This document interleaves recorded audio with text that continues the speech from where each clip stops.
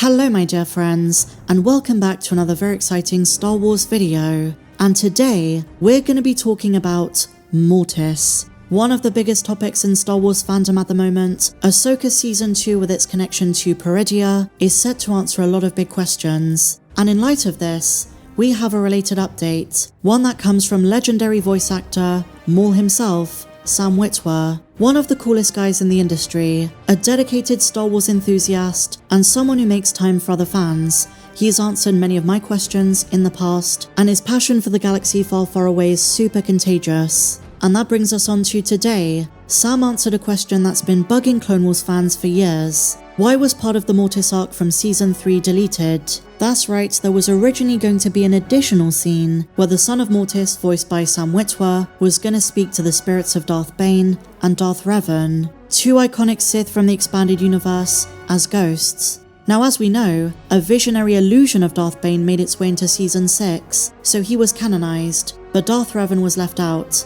Revan is canon though thanks to the Rise of Skywalker visual guide. And while not canon per se, he's also about to appear in LEGO Rebuild the Galaxy, so the character is still on Lucasfilm's mind. But why was the Clone Wars scene deleted? Here is Sam Witwer finally addressing it. He says, George Lucas cut it because he wanted to make sure it was clear there are no Sith ghosts. They cannot conceive of anything beyond death. So the notion that Darth Bane or Darth Revan could exist in some kind of spiritual form beyond death is so contradictory to George Lucas's notion of spiritual continuity. The whole point of Sith philosophy is clinging to material life, unlike Jedi, who surrender to the Force. And you might say, well, there have been examples of some Sith who managed to in some way come back, but you'll probably notice it's in some kind of twisted half-existence, like Palpatine's Force essence being transferred into a clone, Exar Kun's spirit tethered to a temple, or even Lord Momin's mask. They're not fully Force ghosts. Only Jedi can become Force spirits. Using darkside rituals to tie your essence or spirit to certain objects isn't the same thing as becoming a Force ghost. The Sith could do this, like I mentioned the example of Exar Kun. Cornered by Jedi at the temple on Yavin 4, Exar Kun used the dark side to rip his spirit from his body, binding himself to the Massassi temple. This kind of spiritual existence is not the same as joining the living Force. Only the Jedi can do this, not those who are out of balance, not darkside users. The method, which was used by Qui-Gon, Yoda, Obi-Wan, and eventually Anakin, requires complete, selfless surrender, which goes against everything the Sith believed. So to have Revan or Bane appear fully to the Sun as complete Force ghosts doesn't make any sense. In the expanded universe, there is also the example of Free Don Nad. He is one of the clearest examples of how Sith spirits work differently from Jedi ghosts.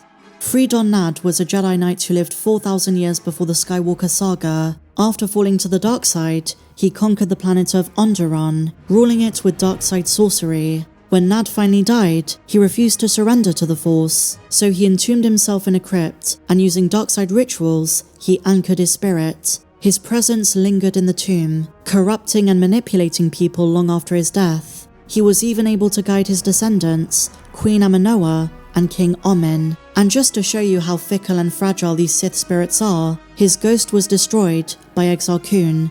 Full Force spirits, like Jedi Force ghosts, were far more powerful and incorruptible. So according to George Lucas, and according to Sam Witwer, there is no such thing as a full Sith ghost. Not in the way the scene was going to show us in the Clone Wars Season 3.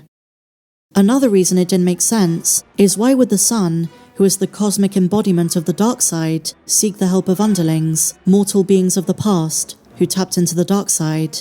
If the Sun is literally the mythic encapsulation of the dark, why would he seek out the Sith of the past? In reality, if we're being honest, I think if they had left it in, it would have just been for cameo effect. Just the exciting prospect of having Clone Wars models of these characters, and to be able to say they drew upon Star Wars legends and brought them onto screen. But I am glad they cut it, as awesome as the scene looked. If one day they do decide to do something with Revan, beyond a LEGO special, beyond a mention in a book, they should do it properly. But there is one more example of a so-called dark side ghost that fans have pointed to and said, by this principle, shouldn't make sense. I'm talking about the Grand Inquisitor.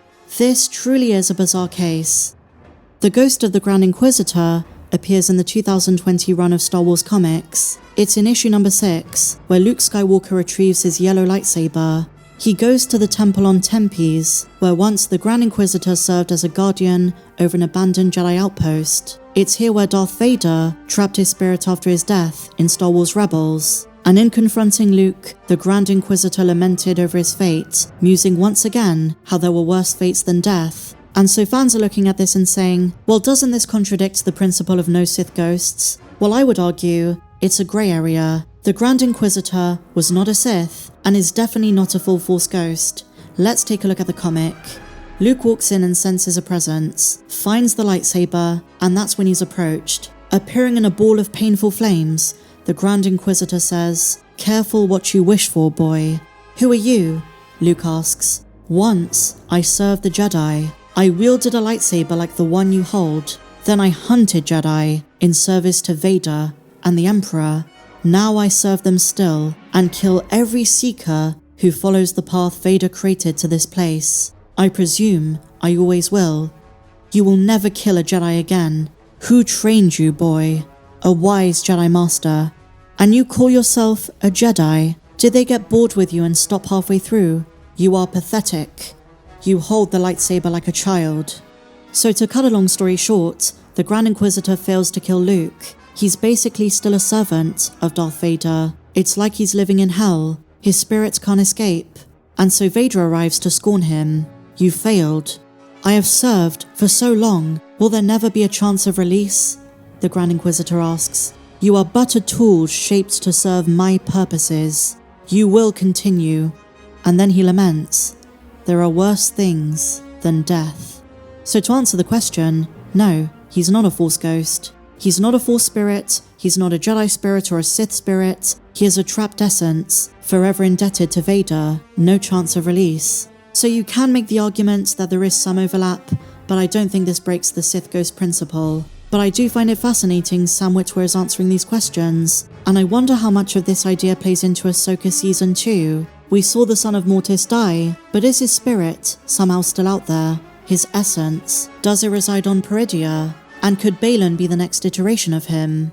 What is Abeloth? She was once a mortal being who drank from the font of power and ended up being able to possess people. So I wonder if Ahsoka's going to give us some answers in relation to Mortis. Like I said, one of the hottest topics in the Star Wars fandom at the moment. In anticipation for Ahsoka's second season, we're dying to learn how Mortis and Peridea are connected. Mortis was one of the most mysterious additions to the Clone Wars Season 3.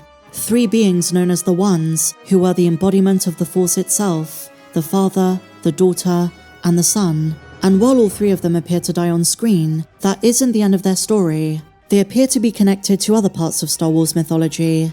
As a Force ghost, post-Episode 6, Anakin might now be the father. Likewise, with her life force being transferred into her, Ahsoka might officially become the new daughter of Mortis. There are also connections to the statues on Peridea, to Baylan, and as we saw in Rebels, to the world between worlds. But regardless, fans have Mortis on their minds, and there are even rumours that the Son of Mortis is going to be making his live-action debut, probably in flashbacks because the character died. But the more Sam Witwer we get, the better, and I can't wait to see him in Maul's Shadow Lord.